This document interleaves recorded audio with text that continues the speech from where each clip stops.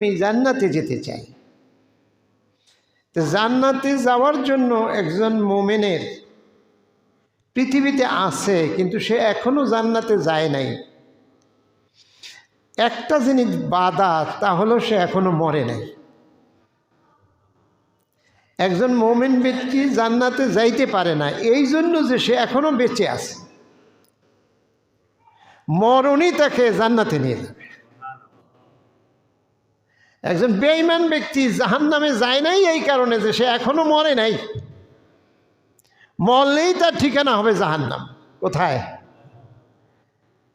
মরণ আর জীবন, এই দুইটাই বাধা হয়ে দাঁড়িয়েছে।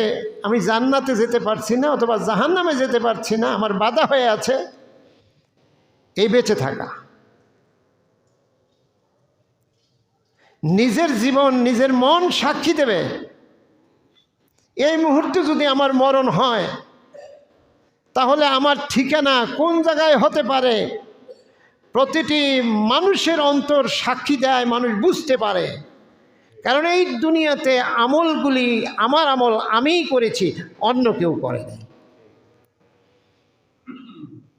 এই জন্য একটু মাথা নিচু করে ভাবলেই চোখের সামনে ভেসে উঠবে যে মরণ নামক যে বাধাটা আমার পরকালীন জীবনের দাঁড়িয়ে আছে, সেই বাধার পরে আমার বাসস্থান কোথায় হবে তা একটু মাথা নিচু করে কিছুক্ষণ ফিকির করলেই নিজের ফয়সালা নিজেই দেওয়া যায়।